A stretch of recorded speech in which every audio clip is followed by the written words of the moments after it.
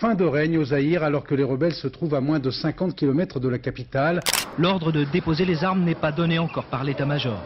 Un dernier sursaut nationaliste, alors qu'à l'est du pays, les rebelles déstabilisent le régime. Voilà que les ennemis de notre peuple choisissent le moment où je suis terrassé par la maladie pour me poignarder dans le dos.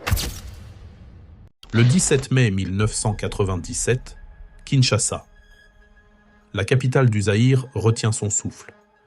Des coups de feu retentissent au loin, tandis que des colonnes de rebelles de l'Alliance des forces démocratiques pour la libération du Congo, AFDL, font leur entrée triomphale dans la ville. La population, épuisée par des années de dictature, observe avec un mélange d'espoir et de crainte ces soldats venus mettre fin à 32 ans de règne sans partage. Le dictateur Mobutu Sese Seko n'est plus là.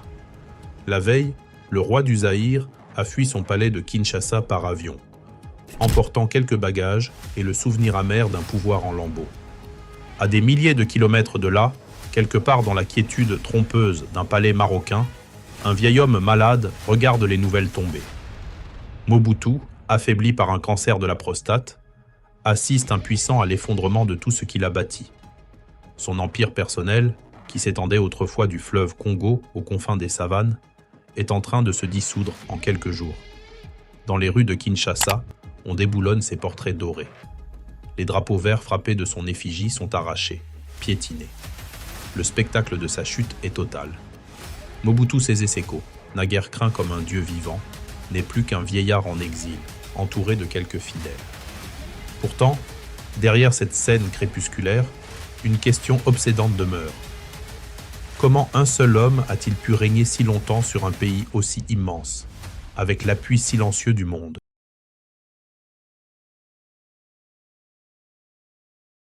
Nous sommes le 14 octobre 1930 à Lissala, un village sur les rives majestueuses du fleuve Congo. C'est ici qu'un enfant voit le jour, Joseph Désiré Mobutu. Orphelin de père à 8 ans, le petit Mobutu est élevé par son grand-père dans la tradition des riverains du fleuve. Son père, cuisinier pour un magistrat colonial belge, est mort jeune, laissant la famille démunie. Dès l'enfance, Mobutu comprend la dureté de l'ordre colonial. Il voit les Blancs dominés et humiliés, les Congolais courber l'échine. Ce sentiment d'impuissance va nourrir en lui une ambition farouche. Plus jamais il ne sera faible. Il l'a décidé. Il deviendra le maître de son destin, et plus tard, de celui des autres. Adolescent vif et intelligent, Joseph Désiré fréquente l'école catholique de son district. Il est bon élève, un peu rebelle aussi. À 20 ans, en 1950, il décide de s'engager dans la force publique, l'armée coloniale belge, cherchant la discipline et une forme d'ascension sociale. Envoyé en garnison à Luluabourg, aujourd'hui Kananga, il y trouve un mentor en la personne du sergent Louis Bobozo, qui lui sert de figure paternelle de substitution. Le jeune Mobutu apprend vite. L'uniforme donne du pouvoir, l'obéissance aveugle des soldats inspire la crainte.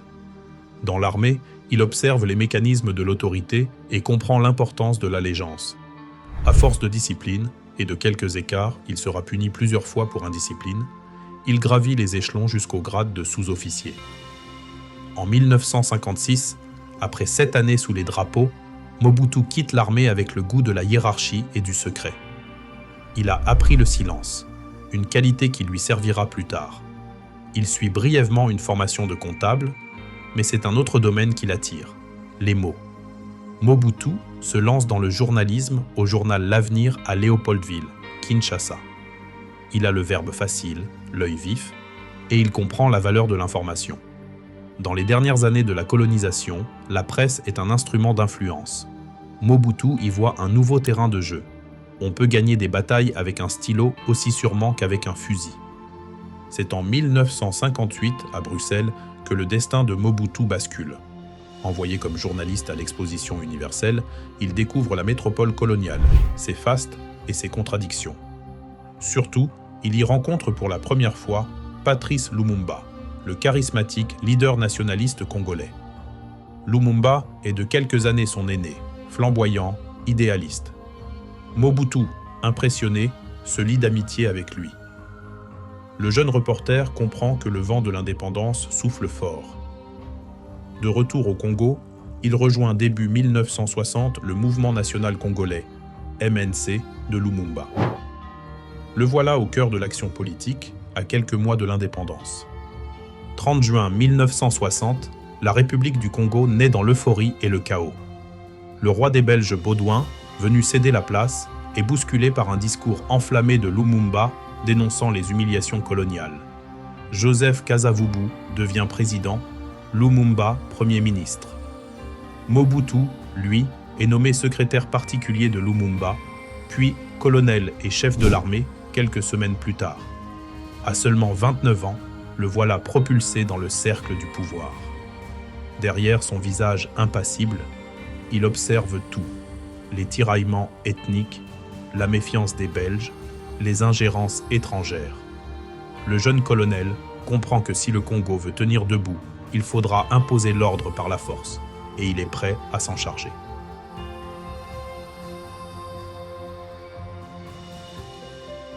Les premiers mois de l'indépendance plongent le Congo dans la tourmente. En juillet 1960, la riche province du Katanga fait sécession sous la férule de Moïse Tshombe, soutenue en sous-main par les intérêts belges qui refusent de perdre le contrôle sur les mines de cuivre et d'uranium. Le pays est morcelé, des rébellions éclatent, l'administration belge sabote le fonctionnement du jeune État. À Léopoldville, le président Kasavubu et le premier ministre Lumumba se déchirent sur la marche à suivre. Les chancelleries occidentales, affolées par les discours anticolonialistes de Lumumba et ses ouvertures vers Moscou, commencent à conspirer dans l'ombre pour l'écarter. Joseph Désiré Mobutu, lui, reste officiellement loyal à Lumumba tout en entretenant ses réseaux. 14 septembre 1960. Profitant de la confusion générale, Mobutu prend son premier pari audacieux. Avec l'encouragement discret de l'ambassadeur de Belgique et de la CA, le colonel dépose Lumumba par un coup d'État et suspend les institutions naissantes. Devant les caméras, le jeune officier arbore un calme studieux. Il prétend vouloir neutraliser les politiciens pour redresser la barre. En réalité, ce premier coup de force va sceller le sort du Congo libre. Mobutu fait placer Lumumba en résidence surveillée sous prétexte de protéger le pays du chaos. Aux yeux de beaucoup, il apparaît comme l'homme fort capable de ramener l'ordre. Mais dans l'ombre, un funeste engrenage s'enclenche. Lumumba tente de s'échapper pour rejoindre ses partisans dans l'est du pays, mais il est repris par l'armée de Mobutu. Le 17 janvier 1961, Patrice Lumumba, héros de l'indépendance, est livré aux autorités sécessionnistes katangaises avec la complicité de conseillers belges. Cette nuit-là, dans une clairière du Katanga, Lumumba et 2 de ses ministres sont fusillés froidement. Leurs corps sont ensuite atrocement détruits à l'acide et dispersés par des policiers belges pour effacer les traces du crime. Le Congo perd son premier ministre dans des circonstances barbares, un traumatisme dont le pays ne se remettra jamais vraiment. Des années plus tard, la Belgique reconnaîtra sa responsabilité morale dans cet assassinat. Quant à Mobutu, il vient de prouver son utilité aux yeux de l'Occident. Il a éliminé le problème Lumumba pour eux, même si son nom ne figure pas directement sur l'acte de mise à mort. Après l'élimination de Lumumba, le chaos continue de plus belle. Des rebelles lumumbistes, indignés par ce martyr, prennent les armes à l'est sous la direction de Pierre Mulele et d'autres fidèles. La rébellion Simba embrase la moitié du pays en 1964. Des milliers de paysans se soulèvent contre le gouvernement central, occupant villes et campagnes au cri de Mulele Maju. Mulele vaincra. La guerre civile est féroce. 1964 à 1965, avec l'aide massive des États-Unis et de la Belgique, et même l'intervention de mercenaires étrangers, Mobutu et les forces gouvernementales écrasent l'insurrection dans un bain de sang baptisé cyniquement Opération Homegang. Les témoignages de l'époque et des historiens estiment qu'environ 1 million de personnes auraient péri durant ces purges et combats entre 1964 et 1965. Civils, partisans lumumbistes, villageois suspectés de sympathie, nul n'est épargné dans cette répression d'une brutalité inouïe. Les mercenaires blancs engagés par Mobutu sèment la terreur, pendant que l'aviation gouvernementale bombarde des zones rebelles sans discrimination. Pierre Mulele, chef emblématique de la rébellion, parvient à s'enfuir au Congo-Brazzaville voisin. Mais Mobutu, déjà redoutablement calculateur, n'oublie pas ses ennemis. 24 novembre 1965. Profitant de la confusion politique persistante à Léopoldville, Joseph-Désiré Mobutu, désormais général, réalise son deuxième coup d'État. En pleine nuit, il dépose le président Kasavubu, suspend la Constitution, dissout le Parlement. Sans effusion de sang, ce putsch éclair du 24 novembre 1965 place Mobutu au sommet de l'État congolais. À seulement 35 ans, il s'autoproclame chef de l'État, promettant de mettre fin au désordre qui mine le pays depuis l'indépendance. Dans sa déclaration radiodiffusée, écrite dit-on avec l'aide d'un conseiller belge, Mobutu se pose en sauveur. « Je vous apporte la paix et l'unité nationale », clame-t-il d'une voix posée, appelant ses concitoyens à l'obéissance. Pour beaucoup de Congolais épuisés par 5 ans de crise, c'est un soulagement. L'ordre nouveau promis par ce jeune général pourrait être la seule issue face au spectre de la guerre civile permanente. Mais derrière l'espoir d'un renouveau, Mobutu installe très vite un régime de terreur. Dès 1966, il s'attaque à ceux qui pourraient menacer son pouvoir absolu. Les anciens alliés de Lumumba, revenus dans le jeu politique, sont accusés de comploter. Le 2 juin 1966, un événement glaçant marque les esprits. Évariste Kimba, ancien Premier ministre, et 3 anciens ministres lumumbistes, Jérôme Anani, Alexandre Mahamba et André Lubaya, sont pendus en public devant une foule obligée d'assister à l'exécution. La scène a lieu sur une place de Léopoldville, rebaptisée entre-temps Kinshasa, en présence d'officiers, de journalistes conviés pour l'exemple. Les corps des 4 dignitaires oscillent au bout des cordes sous le soleil de midi, spectacle macabre destiné à terroriser quiconque envisagerait de contester l'autorité du nouveau maître. Voilà ce qui arrive à ceux qui trahissent la nation, déclare froidement un représentant du régime devant les caméras. Le message est limpide. Mobutu ne reculera devant rien pour se maintenir. La répression s'étend à tous les milieux, opposants politiques, étudiants frondeurs, figures syndicales. Les services secrets du nouveau pouvoir, la redoutable ANR, Agence nationale de renseignement, surveillent, arrêtent et torturent dans l'ombre. En octobre 1968, Mobutu use d'une ruse cruelle pour éliminer définitivement Pierre Mulele, le chef rebelle en exil. Feignant la clémence, il offre à Mulele une amnistie pleine et entière s'il rentre au pays, avec promesse de sécurité. Mulele, épuisé par des années de maquis, finit par accepter, croyant que Mobutu veut tourner la page et réconcilier la nation. Erreur fatale. À peine a-t-il posé le pied sur le sol congolais que des hommes de Mobutu l'arrêtent. La torture publique qui suit dépasse l'entendement. Selon les témoignages recueillis plus tard, on lui arrache les yeux, les oreilles, le nez et les parties génitales. On lui ampute les membres un à un alors qu'il est toujours vivant. L'agonie de Pierre Mulele dure des heures, sous les rires et insultes de ses bourreaux. Son corps, méconnaissable, est finalement jeté dans le fleuve Congo. La nouvelle de ce supplice se répand en secret, glaçant d'effroi même les plus endurcis. 10 ans plus tard, Mobutu fera assassiner la propre mère de Mulele ainsi que l'un de ses fils, comme pour effacer jusqu'à la descendance de son ennemi. La terreur est désormais au cœur du système mobutiste, un système où la loyauté absolue est achetée par la peur. Ainsi, en quelques années, celui qui se présentait comme l'homme de la stabilité a transformé le Congo en une dictature personnelle brutale. Il a offert l'unité d'une main et de l'autre, il a imposé le silence par la violence. Dans le même temps, Mobutu comprend une autre leçon cruciale. Pour régner sans contestation, la force ne suffit pas. Il faut aussi façonner la narration, contrôler l'histoire elle-même. C'est le début de la mise en scène du pouvoir qui deviendra sa marque de fabrique.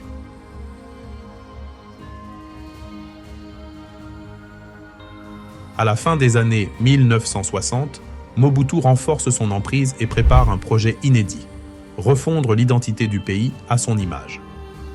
En public, il continue de promettre un ordre nouveau et le progrès. Mais il sait qu'il lui faut l'adhésion du peuple, ou du moins son asservissement volontaire, pour consolider son régime. Comment s'y prendre? En inventant une légende dont il serait le héros. Mobutu décide donc de rebaptiser le Congo, de rebaptiser les Congolais et même de se rebaptiser lui-même. Tout un programme. L'année 1971 restera dans l'histoire comme l'année des 3 Z. En l'espace de quelques mois, Mobutu déclenche une révolution culturelle appelée authenticité. Objectif affiché: purger le pays de l'héritage colonial et restaurer l'identité africaine profonde. Le Congo change de nom pour devenir la République du Zaïre, un mot dérivé de Nzadi, ancien nom local du fleuve Congo. Le majestueux fleuve Congo est lui aussi renommé Zaïre, tout comme la monnaie nationale. C'en est fini des noms hérités de l'époque belge. Adieu Léopoldville, qui redevient Kinshasa. Stanleyville devient Kisangani. Ce changement de vocabulaire n'est pas qu'un symbole. Mobutu entend marquer les esprits, faire table rase du passé pour mieux se poser en père de la nouvelle nation zaïroise. Le culte de l'authenticité va plus loin. Mobutu impose un décret obligeant chaque citoyen à abandonner son prénom chrétien ou européen au profit d'un prénom africain. Fini les Joseph, Albert ou Léon, chacun doit choisir un nom tiré de sa culture locale. Lui-même montre l'exemple en se débarrassant de Joseph Désiré. En 1972, il adopte un nom à rallonge empreint de mythologie. Mobutu Sese Seko Kuku Ngbendu wa Zabanga, qui en lingala signifie « le guerrier qui va de victoire en victoire sans que personne ne puisse l'arrêter ». Nous ne sommes pas un parti unique. Parti unique suppose quelque chose qu'on impose. Nous n'imposons rien. Unique, ça suppose une opposition quelconque. Il n'y a pas d'opposition, je ne sais pas. Nous n'avons pas besoin d'opposition. Nous sommes des Bantous, nous ne sommes pas des Cartésiens comme vous pour des oppositions. Nous, comme le dirait Senghor, nous ne sommes pas un monde d'opposition. Nous sommes là pour la juxtaposition. On se met ensemble, on construit ensemble, voilà.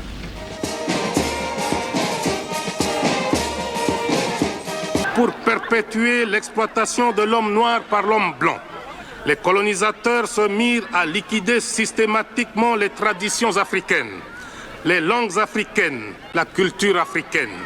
Bref, à abrutir complètement le noir, de façon à ce qu'il ne parle, ne pense, ne mange, ne s'habille, ne rit et ne respire que suivant le mode du blanc. Le léopard, en référence à la toque en peau de léopard qu'il porte fièrement en toutes occasions.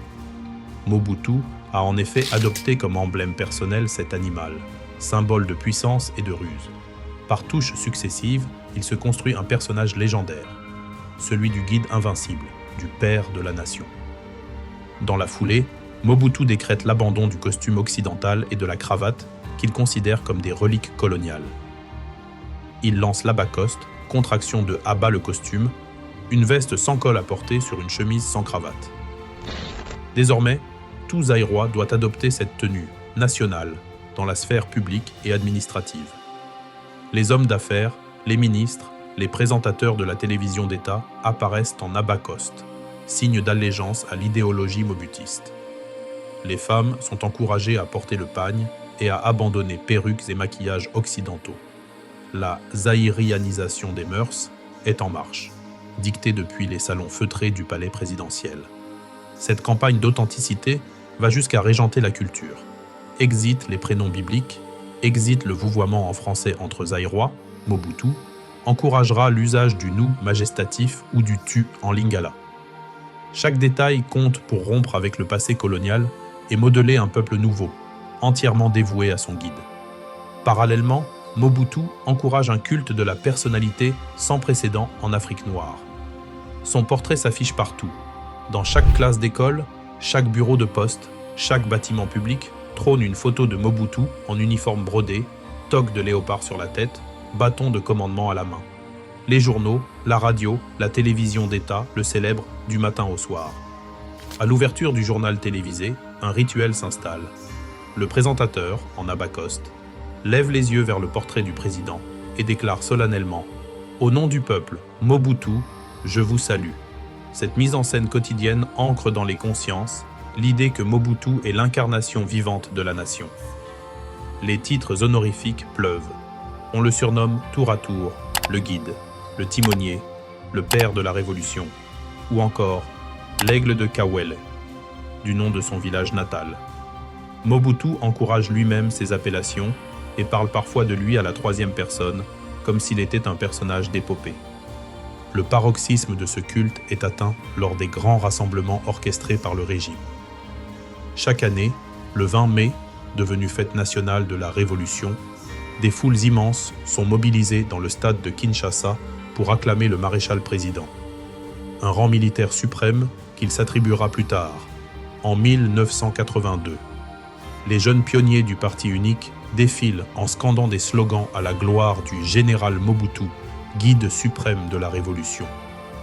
Des chorales chantent des odes le comparant tour à tour à un soleil qui illumine le Zaïre ou à un léopard qui protège la jungle. Mobutu, drapé dans son uniforme beige, moustache fière, savoure ces mises en scène grandioses où il apparaît comme l'égal d'un empereur. À une parade, on relâche même des centaines de léopards en papier dans le ciel de Kinshasa, symbolisant la bénédiction du chef sur le pays.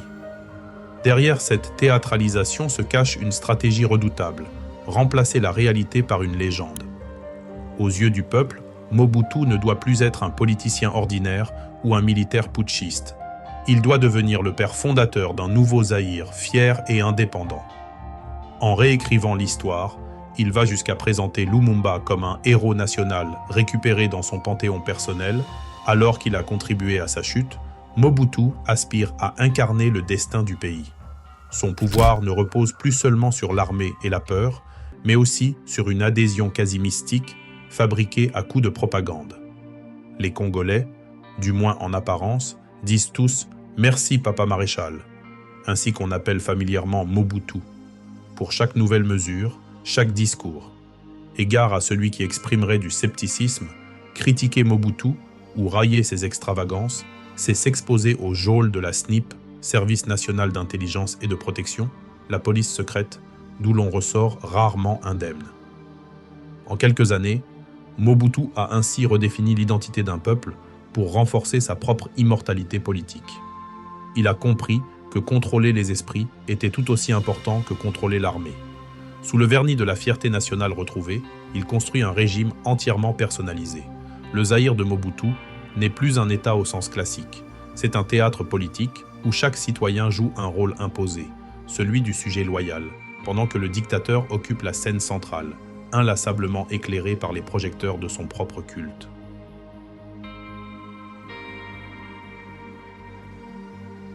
Au milieu des années 1970, le Zaïre de Mobutu présente au monde le visage d'un pays fier, uni et stable. En façade, tout semble fonctionner. La propagande vante les grands travaux, l'ordre public, la prospérité à venir. Kinshasa est animé par des cérémonies fastueuses, des conférences internationales, des festivals culturels. Mobutu réussit même un coup d'éclat en 1974. Il organise à Kinshasa le mythique combat de boxe du siècle, le Rumble in the Jungle entre Muhammad Ali et George Foreman. Le monde entier a les yeux rivés sur le Zaïre pendant cette nuit d'octobre 1974, où Ali triomphe sous les ovations de 60 000 Zaïrois en délire. Mobutu n'apparaît pas en public ce soir-là, il se contente d'observer depuis sa villa, mais c'est bien lui le grand gagnant politique. Il a mis son pays sur la carte du monde le temps d'un événement planétaire. Peu importe si en coulisses, il a dû payer 10 millions de dollars pour attirer le combat au Zaïre, ou que son régime emprisonne des opposants au même moment. Le spectacle est grand, la vérité s'efface. Car derrière la vitrine reluisante du Zaïre moderne se cache un immense trompe-l'œil. L'économie, d'abord, n'est qu'un château de cartes. Mobutu a basé le développement sur la rente minière, en particulier le cuivre du Katanga. Mais en 1973, le cours du cuivre s'effondre brutalement sur le marché mondial. Les revenus de l'État plongent. La réponse de Mobutu est radicale. Il lance à l'automne 1973 sa fameuse zaïrianisation économique. Cette politique, consiste à nationaliser du jour au lendemain les entreprises et plantations détenues par des étrangers, grecs, italiens, indo-pakistanais, français, belges. Des officiers zaïrois débarquent dans les commerces et les fermes pour en déloger les propriétaires étrangers, appliquant les décrets de nationalisation. Mobutu redistribue alors ses biens à ses fidèles, ministres, généraux, barons du régime, se voit offrir en gestion tel hôtel, telle plantation, telle usine, théoriquement pour africaniser l'économie. En réalité, c'est une gigantesque opération de clientélisme. Les nouveaux patrons, choisis non pour leurs compétences mais pour leur loyauté, pillent les caisses au lieu d'investir. En quelques mois, l'appareil productif du pays s'écroule. Les plantations ne produisent plus, les magasins sont vides, les usines tournent au ralenti. La corruption endémique s'aggrave encore, donnant naissance à ce que les observateurs appelleront plus tard une véritable kleptocratie, un gouvernement par le vol. Le peuple, lui, s'enfonce dans la misère. L'inflation explose, les salaires des fonctionnaires ne sont plus payés régulièrement, les pénuries deviennent courantes. Cette hyperinflation et ces violations généralisées des droits de l'homme marqueront durablement l'ère Mobutu. Mais le régime s'en soucie peu, tant que la propagande peut attribuer les difficultés aux impérialistes ou à la malchance, et tant que l'aide étrangère afflue, Mobutu continue son numéro d'illusionniste. Dès 1976, le Zaïre doit quémander l'aide du Fonds monétaire international, FMI, et de la Banque mondiale. 9 plans d'austérité et d'ajustement structurel seront imposés entre 1976 et 1988. Chaque année, des centaines de millions de dollars de prêts sont accordés, 330 et 1 million de dollars par an en moyenne dans les années 1980, censés redresser l'économie. Mais une bonne partie de ces fonds est immédiatement détournée par les élites. Un expert allemand, Erwin Blumenthal, nommé à la tête de la Banque nationale du Zaïre en 1978 pour surveiller les flux financiers, jette l'éponge au bout d'un an. Écœuré, il écrit en partant. On ne peut pas plus empêcher Mobutu de piller qu'on ne peut empêcher un chat d'attraper des souris. La formule fait mouche. Elle résume l'impunité totale avec laquelle le président voleur dilapide les richesses publiques. Mais où va l'argent volé? En grande partie, dans les poches de Mobutu et de son clan bien sûr, mais pas seulement. Une portion sert aussi à huiler la machine du pouvoir. Mobutu comprend que pour durer, il doit acheter les fidélités, à l'intérieur comme à l'extérieur du pays. Il n'hésite pas à offrir des villas luxueuses à certains rivaux potentiels pour en faire des alliés dociles, à distribuer des voitures neuves par centaines pour calmer les mécontents, ou à payer cash là où cela peut éviter des problèmes. Par exemple, face à une fronde de professeurs d'université, il importe un lot de 140 voitures qu'il distribue comme cadeau pour les faire taire. Aux cadres militaires qui pourraient être tentés par un coup d'État, il octroie des comptes bancaires bien garnis ou des positions lucratives à la tête d'entreprises publiques. Cette gouvernance par la corruption est devenue la norme. Mobutu lui-même cyniquement la théorise. Lors d'un discours en mai 1976, s'adressant à ses ministres, il lance ce conseil resté célèbre. Si vous voulez voler, volez un peu, mais joliment, avec discrétion. Si vous volez trop, si vous devenez riche en une nuit, on vous attrapera. Ce jour-là, l'Assemblée rit jaune, pensant à une blague. Mais Mobutu était sérieux. Il tolérait que chacun se serve du gâteau zaïrois, du moment que cela ne menaçait pas son pouvoir ou l'image du régime. Ainsi est née l'expression du mal zaïrois, synonyme de corruption à grande échelle, qui gangrène encore aujourd'hui la société congolaise. Sous Mobutu, détourner les fonds publics n'est pas une faute morale, c'est presque une méthode de gouvernement. Pendant que le petit peuple survit dans la pauvreté, une mince couche de privilégiés vit dans l'opulence autour du chef. Les dignitaires du régime, ministres, généraux, barons du MPR, le parti unique, organisent des banquets somptueux dans leur villa cossue de Kinshasa.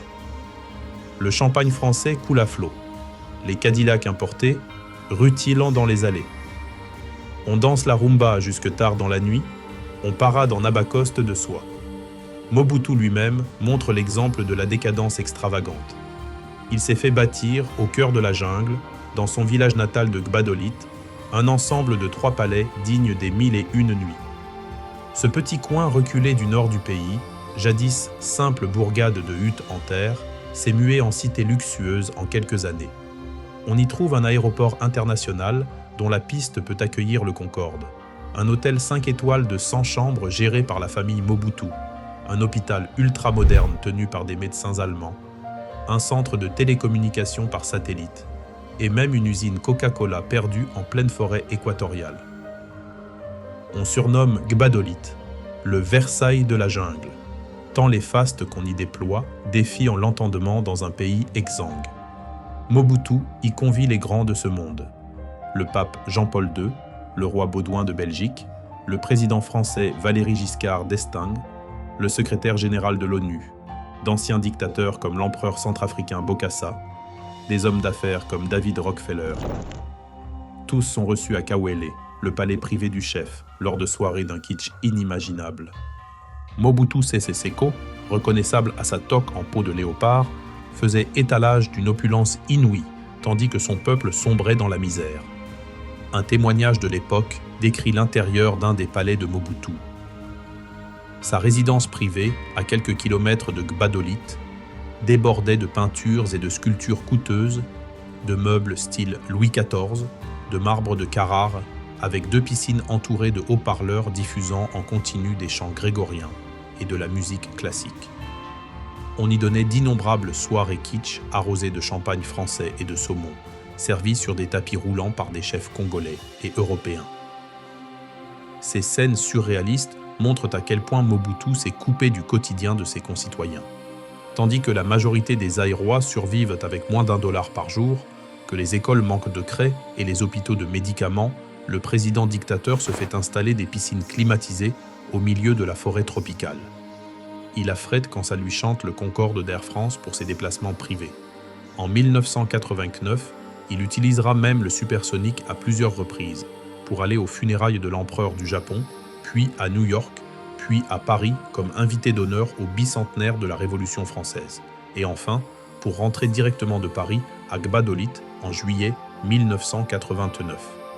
Le kérosène brûlé en un seul de ses vols, Charter coûte ce que gagne un village entier en une année.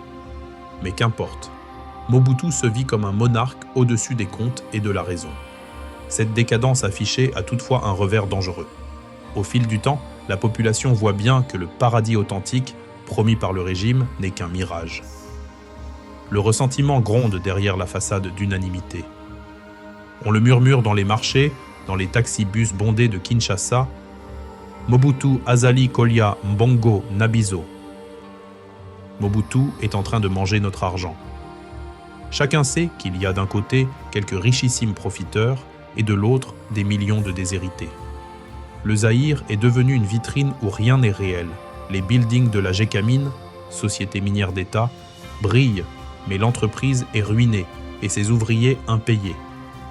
Les cérémonies du parti unique rassemblent des foules disciplinées, mais c'est sous la contrainte et la peur. Kinshasa offre aux visiteurs étrangers des routes impeccables vers les beaux quartiers, pendant que les quartiers populaires pataugent dans la boue et l'insalubrité. Plus le spectacle est grand, plus la vérité s'efface. Mobutu gouverne par cette mise en scène permanente. Il sait que tant que l'Occident voit en lui un dirigeant bien propre, organisant de jolies fêtes nationales, on oubliera facilement la réalité des geôles surpeuplées et des charniers silencieux. Et des charniers, il y en a. Car la répression continue, silencieuse et efficace. Dans la nuit du 11 au 12 mai 1990, par exemple, des étudiants de l'université de Lubumbashi, qui protestaient contre leurs conditions d'études, sont tirés de leur dortoir par l'armée. Des dizaines, certains parlent de plus de 100, de jeunes sont massacrés à coups de baïonnettes ou de balles, puis leurs corps enfouis dans des fosses communes, à la hâte. Le pouvoir niera tout en bloc, parlant d'incidents mineurs. Mais la télévision nationale diffuse l'avertissement glaçant qu'à l'armée, on apprend aux étudiants à obéir et à fermer leur gueule. De même, dans les années 70 et 80, combien d'opposants ont disparu du jour au lendemain, enlevés par la division spéciale présidentielle, la garde prétorienne de Mobutu? Combien de syndicalistes, d'évêques contestataires, de simples civils ont été torturés dans les caves de la sécurité d'État? Les témoignages évoquent des méthodes effroyables. L'avion, où l'on jette les gens vivants depuis un hélicoptère au-dessus du fleuve Zaïre. La calebasse, où on laisse tomber goutte à goutte de l'acide sur le dos des prisonniers, le simple peloton d'exécution expédié sans jugement. Mobutu n'hésite pas à utiliser la terreur quand il le faut, mais toujours discrètement, sans témoins extérieurs. Pour maintenir l'illusion d'un royaume paisible, il faut que la violence reste dans l'ombre. Ainsi, le Zaïre apparaît à l'international comme un pays stable où tout semble fonctionner, alors que dans les coulisses, les prisons regorgent de détenus politiques et les cimetières clandestins se multiplient en brousse. En ce milieu des années 80, Mobutu règne en monarque absolu. Il s'est même octroyé le titre de maréchal en 1982, se paradant en uniforme orné de médailles qu'il s'est décernées à lui-même. Il incarne à la fois le législatif, l'exécutif et le judiciaire. L'État, c'est moi, pourrait-il dire à la manière d'un Louis XIV tropical. Le mouvement populaire de la Révolution, MPR, son parti unique, est inscrit dans la Constitution comme le guide de l'action du peuple et de l'État. Autant dire que le parti et l'État se confondent. Chaque citoyen zaïrois est d'office membre du MPR, du berceau à la tombe. Il n'y a plus de syndicats indépendants, plus de presse libre, plus d'élections réelles. Tout est mis en scène, contrôlé, verrouillé. Même la foi religieuse est instrumentalisée. Moi aussi, je suis chrétien. Attends, ma colonne à gauche, à droite, je reste chrétien, croyant. Mobutu, bien que catholique officiellement, encourage un culte quasi-religieux de sa personne et tente de subordonner les églises. Il ira jusqu'à expulser l'évêque de Kisangani trop critique et à créer une église du Christ au Zaïre docile au régime. Le royaume de Mobutu est donc un royaume d'illusions. Un état-spectacle où la mise en scène a remplacé la vérité, où la peur règne derrière le rideau de fête. En 32 ans de pouvoir, Mobutu aura convaincu beaucoup de monde de jouer dans sa pièce, par intérêt, par peur ou par apathie. Mais comment a-t-il pu tenir si longtemps, malgré tant de failles et de mensonges? La réponse se trouve en partie dans le chapitre suivant, le pacte secret qu'il a passé avec les puissances étrangères, qui avaient toutes les raisons de le maintenir sur son trône de carton-pâte.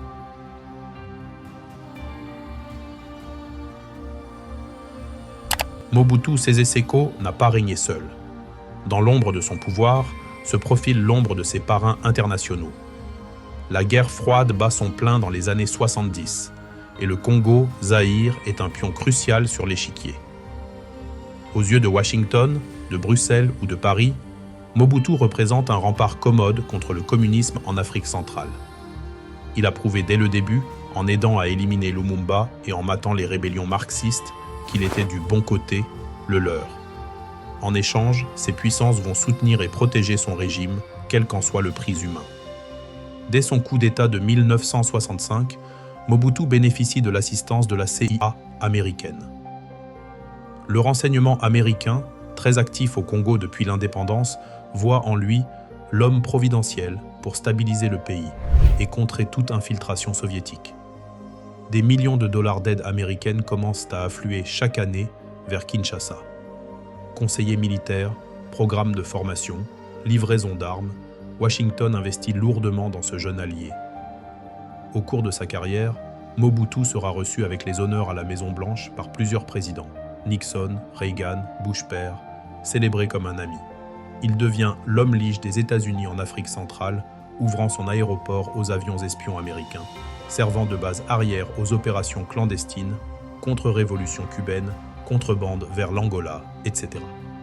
En 1975, lorsque l'Angola voisine bascule dans la guerre civile, Mobutu servira de relais aux financements américains clandestins en faveur des rebelles pro-occidentaux, le FNLA de Holden Roberto, qui est son cousin par alliance, et plus tard l'UNITA de Jonas Savimbi. La CIA fera transiter armes et fonds par le Zaïre pour tenter d'empêcher le MPLA marxiste de l'emporter en Angola. Autant dire que Mobutu est un pion essentiel dans la stratégie de containment de l'influence soviétique en Afrique. Tant et si bien qu'à Washington, malgré les rapports sur sa corruption ou sa brutalité, on ferme les yeux. Un diplomate américain dira plus tard, un brin cynique, « C'est un salaud, mais c'est notre salaud ». La Belgique, ancienne puissance coloniale, a un rapport ambigu avec Mobutu. Au lendemain de l'indépendance, Bruxelles a soutenu secrètement les sécessionnistes du Katanga et n'était pas mécontente de voir Lumumba écarté. Mobutu, formé par l'armée belge, était un instrument docile pour préserver certains intérêts. Après son coup d'État de 1965, la Belgique soutient rapidement le nouveau régime, y voyant la garantie d'un retour au calme et la protection de ses entreprises. Malgré la violence du régime, dont elle est parfaitement informée, la Belgique octroie des prêts, investit, collabore. Le roi Baudouin rend visite à Mobutu à Kinshasa en 1970 pour le 10e anniversaire de l'indépendance. Belgique, oyez. Zaïre, oyez. Amitié belgo-zaïroise, oyez. Scellant une réconciliation officielle. Dans les années 1970, environ 250 entreprises zaïroises restent partiellement ou entièrement aux mains de capitaux belges. Mobutu, habile, sait caresser l'ego belge. Il multiplie les marques de respect envers l'ancienne métropole, tout en nationalisant certaines mines pour faire plaisir aux nationalistes congolais. Les Belges, piqués au vif par quelques mesures, comme ces nationalisations en 1966 des mines de l'Union minière du Katanga, n'en continuent pas moins de traiter Mobutu en partenaire privilégié. En 1984, lors d'une visite à Bruxelles, Mobutu est reçu en grande pompe au siège de la Générale de Banque. L'année suivante, en 1985, des dizaines de VIP de l'élite belge font le déplacement à Kinshasa pour les festivités du 30 juin. Pour la Belgique, Mobutu est notre homme à Kinshasa. On peut le critiquer du bout des lèvres sur les droits de l'homme, mais on continue à faire des affaires en coulisses. Les mines de diamants, de cuivre, de cobalt du Zaïre restent largement exploitées via des joints-ventures profitables à des groupes belges. Le néocolonialisme économique se porte bien, adoubé par un Mobutu qui comprend qu'enrichir quelques multinationales occidentales consolidera son soutien international. Il ira même jusqu'à sauver un marché pour l'entreprise belge ASEC dans les années 1970, quitte à payer plus cher en échange d'un prêt belge qui alourdira la dette zaïroise. Pour Mobutu, tout se négocie, même la morale.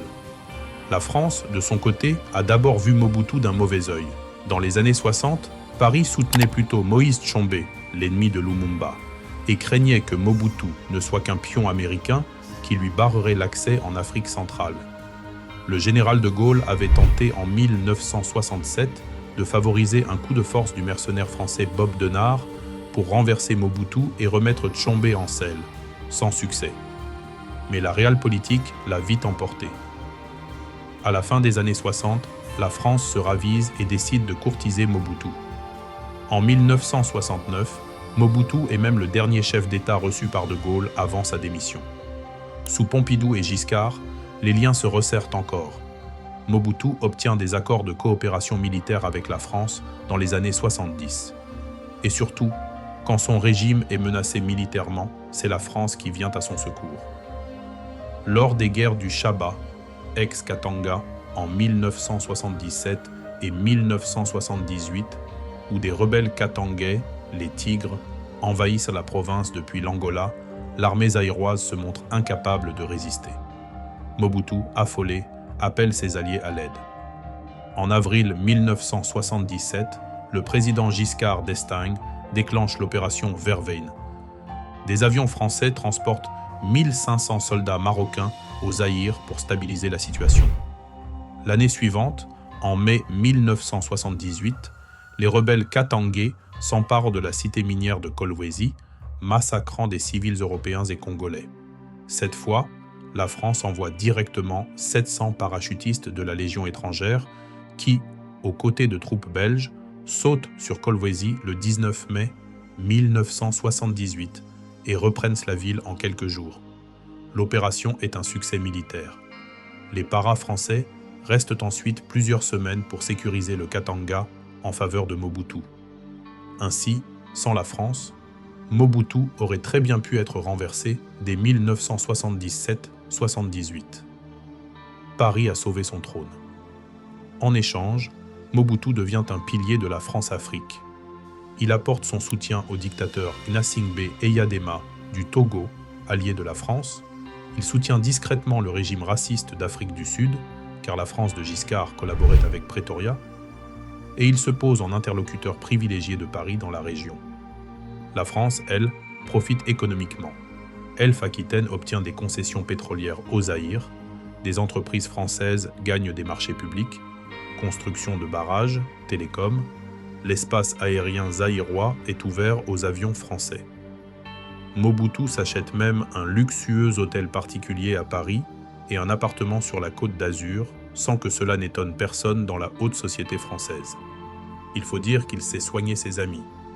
On découvrira plus tard que Mobutu offrait généreusement des diamants et autres cadeaux somptueux à ses visiteurs de marque. Selon la journaliste Michela Vrong, le président Giscard d'Estaing aurait reçu de Mobutu des bijoux pour son épouse et le remboursement de prêts pour des sociétés où la famille Giscard avait des intérêts. Ce même Giscard qui, on l'a su, aimait déjà les diamants offerts par l'empereur Bokassa. Tout cela illustre la complicité morale des élites occidentales. Mobutu achète leur bienveillance avec l'argent volé à son peuple, et cela fonctionne. Outre les États-Unis, la Belgique et la France, Mobutu s'est trouvé d'autres alliés surprenants. La Chine maoïste, par exemple, voit en lui dès la fin des années 60 un potentiel partenaire anti-soviétique. En pleine révolution culturelle, Pékin accueille certains rebelles congolais, dont Pierre Mulele avant son retour fatal, mais se rapproche de Mobutu après 1972 lorsque Nixon opère son ouverture vers la Chine. La Chine communiste fournit alors une aide financière à Mobutu en soulignant leur opposition commune à l'URSS. Mobutu joue habilement sur ses antagonismes. Il est anticommuniste, certes, mais il n'hésite pas à recevoir du soutien de la Chine pour contrebalancer un peu la domination occidentale. De même, il fait appel à des instructeurs militaires de la Corée du Nord pour former certaines troupes dans les années 70, tout en se présentant comme un champion du monde libre. Mobutu était pragmatique. Toutes les aides étaient bonnes à prendre du moment qu'elles consolidaient son régime. Pendant la guerre froide, Mobutu réussit ainsi à se rendre incontournable. Il offre aux uns et aux autres ce qu'ils recherchent. Aux Américains, un allié stratégique. Aux Français, un point d'appui francophone et un client pour la France-Afrique. Aux Belges, la garantie de préserver leurs intérêts économiques. Aux Chinois, un ami anti-soviétique. Et tous ces parrains ferment les yeux sur les dérives du régime. Les grandes puissances occidentales prônent la démocratie et les droits de l'homme dans leurs discours. Mais dans les faits, elles soutiennent Mobutu jusqu'au bout. C'est l'hypocrisie de la realpolitik. Tant que Mobutu sert leurs intérêts, contenir le communisme, fournir des minerais stratégiques, cuivre, cobalt, uranium, stabiliser la région, on tolère volontiers ses prisons, sa censure et ses milliards détournés. Des diplomates européens ou américains participent à Kinshasa aux soirées extravagantes du clan présidentiel, en sachant pertinemment ce qui se passe dans les caves des bâtiments officiels. La guerre froide est ainsi un bouclier pour Mobutu. Elle lui assure l'impunité internationale. Lorsque des rapports accablants d'Amnesty International sur la torture au Zaïre paraissent, ou quand l'ONU évoque la corruption monstrueuse, Mobutu brandit l'argument massu. Si je pars, le communisme s'engouffrera ici. Cette menace suffit à faire taire les critiques pendant longtemps. Au besoin, Mobutu alimente des conflits chez ses voisins pour se rendre encore plus indispensable. Il soutient les rebelles UNITA en Angola contre le gouvernement marxiste. Il héberge le gouvernement anticommuniste angolais en exil à Kinshasa.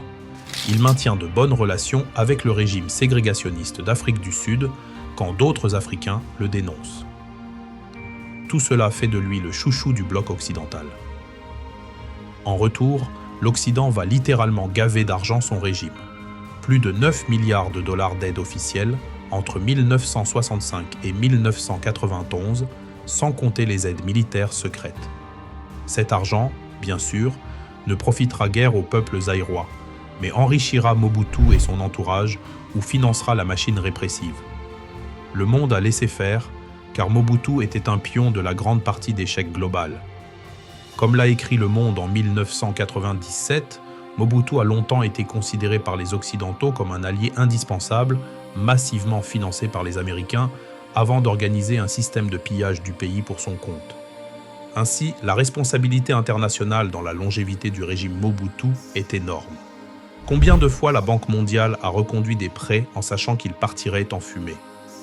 Combien de fois la France a-t-elle déroulé le tapis rouge à un Mobutu couvert de sang, mais riche de contrats à distribuer?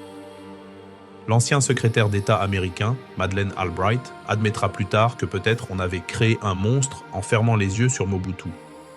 La vérité, c'est que Mobutu fut le produit parfait d'un monde cynique où tout se négocie, même les valeurs les plus chères.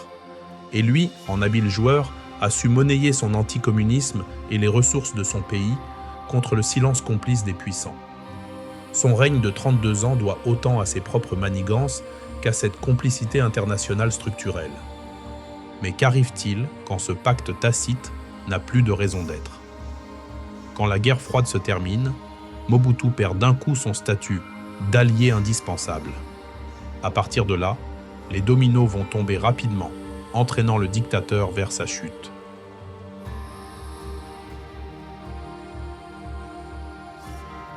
La fin des années 1980 voit le monde changer. En novembre 1989, le mur de Berlin s'effondre, le bloc de l'Est se disloque. Du jour au lendemain, Mobutu n'est plus ce rempart stratégique qu'il était pour l'Occident. À Washington, à Paris, on commence à s'interroger. Pourquoi soutenir un tyran kleptocrate alors que le péril communiste n'existe plus? Le vent de la démocratisation souffle même en Afrique, encouragé par les anciens bailleurs de fonds. Privé du prétexte de la guerre froide, Mobutu se retrouve seul face à son peuple et à son propre bilan. En interne, la situation du Zaïre est catastrophique. L'État est en faillite. La dette extérieure atteint des sommets. Les caisses sont vides. Les infrastructures à l'abandon. En 1988, Mobutu se brouille avec le FMI et cesse de suivre ses programmes d'ajustement. En fait, le régime ne peut plus ou ne veut plus se réformer, car cela menacerait trop d'intérêts acquis. L'aide occidentale commence à se raréfier. Déjà, suite au massacre des étudiants de Lubumbashi en mai 1990, la Belgique a suspendu sa coopération au développement avec Kinshasa par indignation. Ce retrait financier affaiblit d'autant plus le régime. Ne pouvant plus emprunter ni compter sur la manne extérieure, Mobutu se met à pressurer l'économie par tous les moyens. Il ordonne des prélèvements forcés dans les caisses des entreprises publiques, il imprime de la monnaie sans réserve, provoquant une hyperinflation galopante. La fonction publique s'effondre, les salaires ne sont presque plus versés. Les services de base, écoles, hôpitaux, électricité, s'arrêtent faute de moyens, plongeant la population dans la détresse. Le contraste n'en est que plus criant avec le style de vie du chef. Mobutu continue de naviguer sur son yacht privé, le Kamanyola, sur le fleuve Congo, et multiplie les voyages coûteux à l'étranger. Cette ostentation au milieu du naufrage économique attise la colère. En avril 1990, face à la pression populaire grandissante, manifestations étudiantes, émeutes sporadiques, et aux signaux de ses alliés occidentaux, Mobutu tente un coup de maître. Lors d'un discours à Nsele, il annonce la fin du parti unique et l'ouverture au multipartisme. Après 25 ans de règne sans partage, c'est un tournant spectaculaire, du moins en apparence, car Mobutu entend bien contrôler la transition. Il autorise des partis d'opposition, mais parallèlement, il manœuvre pour diviser ses adversaires et gagner du temps. Une conférence nationale souveraine, CNS, est convoquée en 1991, réunissant des délégués de toutes les provinces, des églises, de la société civile, pour débattre de l'avenir du Zaïre. Mobutu pense sans doute la manipuler, mais c'est le contraire qui se produit. La CNS se transforme en véritable tribunal populaire dénonçant toutes les dérives du mobutisme. Des orateurs naguère muselés prennent la parole avec flamme. L'opposant Étienne Tshisekedi, notamment, leader de l'Union pour la démocratie et le progrès social UDPS, prononce un réquisitoire implacable contre la dictature en place. Et, fait inédit, Mobutu n'ose pas faire tirer dans la foule cette fois-ci. Pour la première fois, la peur change de camp. Le seul maréchal du Zaïre apparaît impuissant à mater ses voix dissidentes, ce qui ne fait que décupler l'audace de l'opposition. Aux yeux des Zaïrois, si Mobutu ne peut plus réprimer, c'est qu'il perd la main. En coulisses, le vieux dictateur fulmine, hésite, recule. Il tente d'abord de noyer la conférence nationale sous des procédures, de l'acheter, de la corrompre. Il nomme, puis limoge Tshisekedi au poste de Premier ministre à plusieurs reprises, dans des jeux politiques tortueux, cherchant à humilier cet adversaire trop populaire. Mais le mal est fait. La façade de toute puissance de Mobutu est fissurée. Le peuple n'a plus aussi peur, car il sent la faiblesse du régime. Les caisses vides signifient que Mobutu ne peut plus arroser ses soutiens comme avant. Beaucoup de dignitaires commencent à se détacher de lui, à négocier en sous-main avec l'opposition ou avec les puissances étrangères une sortie de crise. Mobutu, isolé à Kinshasa, se replie de plus en plus souvent dans son palais de Gbadolite, son refuge luxueux au cœur de la jungle. Là-bas, entouré de sa famille et de quelques courtisans, il vit comme dans une bulle hors du temps pendant que le pays se délite. Il écoute ses chants grégoriens au bord de sa piscine. Il relit Dignité pour l'Afrique, un livre d'entretien qu'il a publié en 1989 pour soigner son image. Mais la solitude du léopard est évidente. Ses anciens mentors occidentaux prennent leur distance. En 1990, le président français François Mitterrand, lors d'un discours mémorable à La Baule, a conditionné l'aide française à l'instauration de la démocratie en Afrique, visant implicitement Mobutu. Les États-Unis ne le reçoivent plus guère. George Bush père le rencontre en 1989, mais la magie n'y est plus. Et sous Bill Clinton, Mobutu sera carrément persona non grata à Washington. On lui refuse même un visa à l'occasion, humiliant pour celui qui fut un hôte régulier de la Maison-Blanche autrefois. Mobutu, amer, confiera « Je suis la dernière victime de la guerre froide. Les Américains n'ont plus besoin de moi. » Le monde l'abandonne progressivement, le trouvant désormais plus encombrant qu'utile. Pour ne rien arranger, la santé de Mobutu se détériore. En 1993, on lui diagnostique un cancer de la prostate. Il subit des traitements en Suisse qui l'affaiblissent considérablement. Durant ses longues absences médicales, Kinshasa sombre dans le chaos. En septembre 1991 puis en janvier 1993, de violentes émeutes éclatent dans la capitale. Des soldats zaïrois mal payés et frustrés se mutinent, saccagent des boutiques tenues par des expatriés, pillent les quartiers commerçants. Ces pillages géants font plusieurs dizaines de morts, poussent les expatriés européens à fuir le pays par pont aérien et symbolisent l'agonie de l'État zaïrois. Le 28 janvier 1993, l'ambassadeur de France à Kinshasa, Philippe Bernard, est tué d'une balle perdue en plein désordre. Ce drame achève de convaincre les soutiens étrangers de quitter le navire. La France, la Belgique, Israël, la Chine retirent leurs conseillers militaires du Zaïre à la fin de 1991 et début 1993. Mobutu se retrouve militairement isolé, avec une armée en déliquescence. Et c'est alors qu'un événement externe va précipiter la fin du régime. Avril 1994, chez le voisin rwandais, le génocide contre les Tutsis fait plus de 800 000 morts en 3 mois. Lorsque le régime extrémiste hutu-rwandais s'effondre en juillet 1994 face aux rebelles Tutsis du Front patriotique rwandais mené par Paul Kagame, plus de 2 millions de Hutus rwandais, civils mais aussi miliciens génocidaires et soldats, fuient vers l'est du Zaïre voisin. Mobutu, sans consultation, ouvre grand ses frontières aux réfugiés Hutus. En quelques semaines, le Kivu se retrouve parsemé de camps gigantesques où s'entassent d'anciens bourreaux et des innocents pêle-mêle. Parmi eux, des milices armées Hutus, Interahamwe, responsables du génocide, reconstituent leurs forces à l'abri, sous le regard bienveillant du régime Mobutu. Pourquoi Mobutu les accueille-t-il ainsi ? En partie par solidarité entre dictateurs déchus, il avait soutenu le régime Habyarimana, dont l'avion abattu avait déclenché le génocide, et par calcul, ses forces Hutus pourraient lui servir de bargaining chip avec le nouveau régime Tutsi du Rwanda. Sauf que ce calcul va se retourner contre lui. Les exilés Hutus installés au Zaïre continuent de mener des incursions armées au Rwanda voisin, cherchant à déstabiliser le gouvernement de Kigali. En représailles, l'armée rwandaise de Kagame commence à soutenir les Tutsis congolais, appelés Banyamulenge, minorité établie de longue date dans le Kivu, qui était persécutée par les forces pro-Mobutu locales. Très vite, le Kivu s'embrase en conflit ethnique. D'un côté, les milices Hutus, alliées à Mobutu et aux forces zaïroises locales. De l'autre, des milices Tutsis, soutenues discrètement par Kigali. Mobutu, affaibli et loin, gère mal la crise. Au lieu de désarmer les génocidaires Hutus, il les instrumentalise, attisant les tensions tribales congolaises.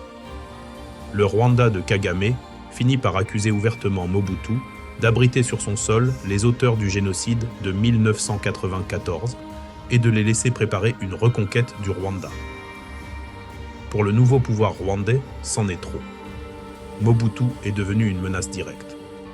À partir de fin 1996, le Rwanda décide d'agir militairement, avec l'appui de l'Ouganda et même de l'Angola, qui en veut aussi à Mobutu pour son soutien passé à la rébellion de l'UNITA. Ces pays financent et encadrent une coalition de rebelles congolais anti-Mobutu, conduite par un vieux maquisard marxiste oublié, Laurent-Désiré Kabila. Ironie de l'histoire, Kabila était un ancien compagnon de Che Guevara dans la guérilla des années 60, et Mobutu l'avait combattu jadis, le contraignant à l'exil. Kabila refait surface, opportunément choisi comme figure de proue de l'Alliance des forces démocratiques pour la libération du Congo, AFDL. En réalité, c'est une invasion étrangère qui se profile sous couvert de rébellion interne. En octobre 1996, les hostilités éclatent. Des troupes rwandaises déguisées en rebelles congolais, épaulées par des contingents ougandais et des alliés locaux, lancent l'offensive depuis les montagnes du Kivu. C'est le début de la première guerre du Congo. L'armée zaïroise, gangrenée par la corruption, mal payée, mal équipée, ne fait pas le poids. Les soldats de Mobutu sont démotivés, beaucoup désertent ou s'enfuient face aux colonnes rebelles disciplinées. Dans l'est du pays, la population, excédée par les abus de l'armée zaïroise, accueille parfois favorablement ces libérateurs qu'elle confond avec de vrais rebelles congolais. En réalité, ce sont souvent des troupes rwandaises qui avancent en terrain conquis. En l'espace de quelques mois, l'AFDL de Kabila traverse tout le pays, libérant ville après ville sur son passage. Kisangani tombe, puis Mbuji-Mayi, puis Lubumbashi. Les dernières fidèles de Mobutu tentent bien de freiner l'avancée en sabotant des ponts, en retardant les colonnes, mais rien n'y fait. En mars 1997, les rebelles atteignent les abords de Kinshasa. Mobutu, désespéré, fait appel une fois encore à la médiation internationale. Cette fois, c'est l'Afrique du Sud de Nelson Mandela qui s'en mêle. Mandela organise, en mai 1997, une rencontre sur un navire sud-africain, l'Outenika, entre Mobutu et Laurent-Désiré Kabila, dans l'espoir de négocier un départ en douceur du dictateur. Mais Kabila, fort de sa victoire imminente, refuse tout compromis. Il exige le départ pur et simple de Mobutu. Ce dernier, diminué physiquement, il se déplace avec une canne, le cancer le ronge, essaie encore de sauver la face, proposant de partager le pouvoir en organisant une transition. Kabila balaie l'offre, trop tard, monsieur Mobutu. Le 16 mai 1997, comprenant que plus rien ne le sauvera, Mobutu s'envole une dernière fois de son fief de Gbadolite vers l'exil, emmenant sa famille proche et quelques valises. Le lendemain, 17 mai 1997, les troupes de l'AFDL entrent dans Kinshasa quasiment sans résistance, acclamées par une population exténuée qui voit en Kabila un espoir de changement. Mobutu Sese Seko, l'aigle du Zaïre, s'est enfui tel un oiseau blessé. Son régime s'écroule comme un décor de théâtre qu'on démonte. Le Zaïre redevient République démocratique du Congo, du jour au lendemain, abandonnant jusqu'au nom imposé par Mobutu. C'est la fin d'un règne et d'un système. Mobutu trouvera refuge au Maroc, où le roi Hassan II lui offre l'asile par amitié de longue date. C'est là, à Rabat, que le 7 septembre 1997, l'ex-dictateur meurt d'un cancer, seul et impuissant, dans une clinique militaire. Il avait 66 ans. Aucun chef d'État étranger ne viendra assister à ses obsèques discrètes dans le petit cimetière européen de Rabat. Ainsi, disparaît celui qui se voulait immortel. Au même moment, son pays natal, rebaptisé République démocratique du Congo, sombre dans de nouveaux conflits, car la chute de Mobutu n'a pas apporté la paix, bien au contraire. Les Kabila et leurs alliés étrangers s'apprêtent à se disputer les dépouilles du Zaïre. entraînant l'Afrique dans des guerres d'une ampleur inédite. Le Congo ex-Zaïre entame alors ce que certains appelleront la Première Guerre mondiale africaine, faisant des millions de morts supplémentaires dans les années 1998 à 2003. C'est dire si l'héritage de Mobutu est lourd. Il laisse derrière lui un pays ruiné, déchiré, où les conflits régionaux, Rwanda, Ouganda, Angola, viennent se régler sur le sol congolais dans le fracas des armes.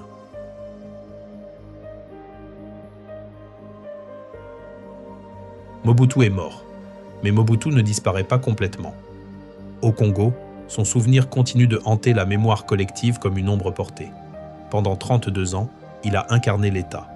Son nom, son visage, ses slogans étaient omniprésents. On ne les efface pas du jour au lendemain. Dans les rues de Kinshasa, on débaptise certes l'avenue Mobutu pour la renommer avenue du 30 juin, date de l'indépendance. On retire ses portraits, on interdit son parti MPR. Pourtant, beaucoup de Congolais continuent de prononcer son nom, tantôt avec haine, tantôt avec une certaine nostalgie trouble. Les jeunes générations, nées après sa chute ou trop jeunes pour l'avoir vraiment connu, oscillent entre le rejet viscéral d'un tyran décrit comme un monstre et la fascination pour le personnage historique larger than life qu'il fut. Dans les années 2000, il n'était pas rare d'entendre à Kinshasa des phrases comme « Mobutu, au moins, il faisait régner l'ordre » ou « Sous Mobutu, on mangeait à notre faim ». C'était souvent dit dans un moment de découragement face au chaos persistant du pays après lui. Bien sûr, cela idéalise un passé douloureux, mais cela montre comment le mythe de Mobutu a survécu d'une certaine manière. Le mobutisme, cette culture politique mêlant culte du chef, corruption généralisée, centralisme autoritaire et rhétorique nationaliste, n'a pas été éradiqué. Prenons l'exemple de la corruption. Après Mobutu, le Congo n'est pas devenu un modèle de probité, loin de là. Les régimes qui lui succèdent, Laurent-Désiré Kabila, puis son fils Joseph Kabila, puis les gouvernements suivants, continuent de naviguer dans des eaux troubles où l'argent public finit souvent dans des poches privées. Beaucoup de barons du régime Mobutu se recyclent d'ailleurs dans le nouveau pouvoir après 1997, retournant leur veste pour servir Kabila père, puis Kabila fils. Le système clientéliste mis en place par Mobutu était si profondément ancré qu'il a survécu à son créateur. Aujourd'hui encore, l'expression « article 15 » tirée d'une plaisanterie du temps de Mobutu. Article 15, « Débrouillez-vous pour survivre » reste d'usage courant pour désigner la débrouillardise face à l'incurie de l'État. Cela montre que la mentalité instaurée par 30 ans de mobutisme, chacun pour soi, l'État comme vache à lait, la loi du plus fort, perdure en filigrane.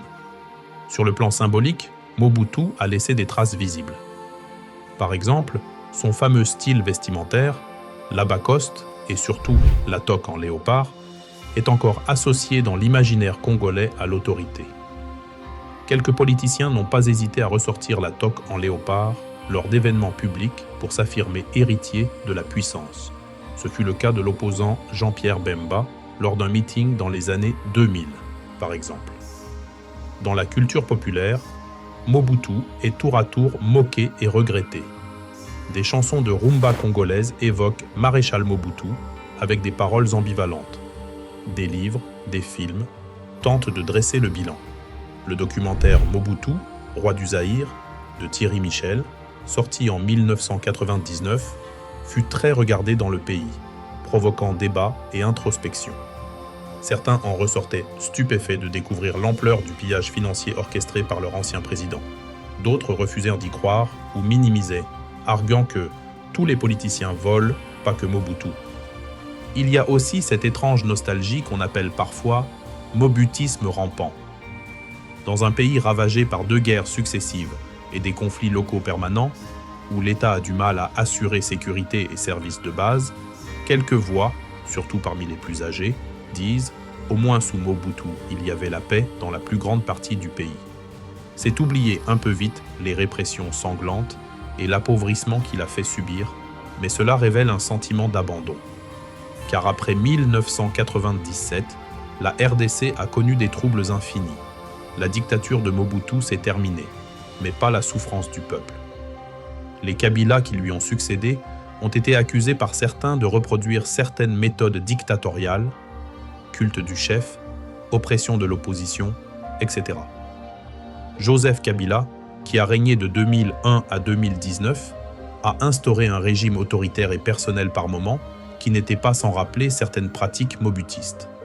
Ce n'est pas un hasard si en 2006, à la première élection post-guerre, l'un des fils de Mobutu, Nzanga Mobutu, s'est présenté à l'élection présidentielle.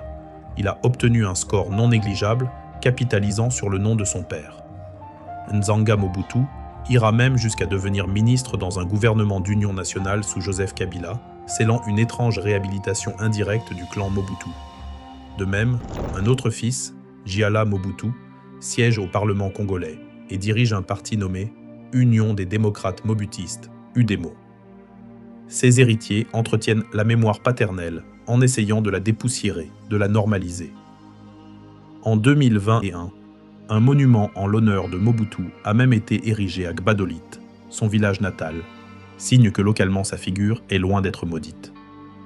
On voit ainsi que Mobutu est progressivement passé de monstre honni dans le discours officiel à un personnage historique avec du clair-obscur, dont certains aspects sont presque valorisés par une frange de la population, l'ordre, l'unité nationale, la fierté identitaire. Ce dilemme renvoie à une problématique plus large, le rapport de l'Afrique post-coloniale au pouvoir, à la mémoire et à la fierté. Mobutu a été un produit de la colonisation, formé par elle, puis s'en émancipant pour mieux reproduire certains schémas, et en même temps il a incarné une certaine fierté africaine, à travers l'authenticité, le refus de l'héritage colonial dans les symboles. Beaucoup d'Africains, au-delà du Congo, ont eu un regard mitigé sur lui.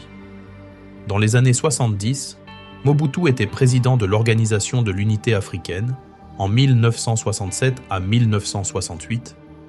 Il se posait en leader du continent, finançant même des mouvements panafricains ici ou là. Son soutien ostensible aux causes africaines, anticolonialisme en parole, aide au mouvement d'indépendance, sauf les marxistes en pratique, a laissé l'image d'un dirigeant panafricaniste pour certains. D'autres, en revanche, n'y ont vu que de la poudre aux yeux. Le mobutisme survit aussi dans cette question. L'Afrique doit-elle se compromettre avec la corruption et l'autocratie au nom de la stabilité et d'une identité forte, ou doit-elle rompre clairement avec ces pratiques? Le Congo peine encore à répondre clairement. Au niveau de la mémoire officielle, après des années d'occultation, le gouvernement congolais a timidement commencé à reconnaître l'importance historique de Mobutu. On enseigne dans les écoles l'ère Mobutu avec plus de nuances qu'immédiatement après sa chute. On souligne ses erreurs et crimes, mais aussi ses contributions. Par exemple, l'unité territoriale. Il est vrai que malgré sa dictature, Mobutu a maintenu l'intégrité du Congo alors que tant de forces centrifuges le menaçaient. La question du jugement reste, elle, en suspens. Mobutu n'a jamais été jugé pour ses crimes. À sa mort, certains demandaient qu'il soit exhumé symboliquement dans l'histoire et condamné, ne serait-ce que par une commission vérité. Cela n'a pas eu lieu. Les charniers de l'ère Mobutu n'ont pas fait l'objet d'enquêtes systématiques. Les biens volés par sa famille à l'étranger, quelques millions bloqués sur des comptes suisses, n'ont été que partiellement récupérés par l'État congolais, la plupart de sa fortune ayant disparu dans les dédales des banques offshore. C'est dire si la justice n'a pas vraiment fait son œuvre. Cette impunité posthume nourrit aussi l'ombre du mobutisme. Tant qu'on n'aura pas clairement fait le bilan et, par exemple, renommé tous les lieux qui portent encore son empreinte, son fantôme continuera d'errer dans la cité. En fin de compte, Mobutu Sese Seko demeure une figure complexe dans la conscience collective congolaise. Pour la majorité, il symbolise l'archétype du dictateur prédateur. Son surnom de prédateur du Zaïre revient souvent pour résumer son règne. On se souvient qu'il a accumulé une fortune colossale, évaluée à plusieurs milliards de dollars détournés, pendant que le peuple s'appauvrissait. On se rappelle ses crimes, Lumumba, les pendus de 66, Mulele, les torturés sans nom. Mais paradoxalement, beaucoup reconnaissent aussi que son départ précipité a laissé un vide cruel que les successeurs n'ont pas comblé. Un vide de stabilité, d'autorité, même factice, et d'identité nationale. Mobutu avait transformé le Congo en théâtre, et une fois le rideau tombé, le pays s'est retrouvé nu sur la scène internationale, livré aux convoitises multiples et à ses propres démons internes. Ainsi se referme le récit de Mobutu Sese Seko, le roi du Zaïre.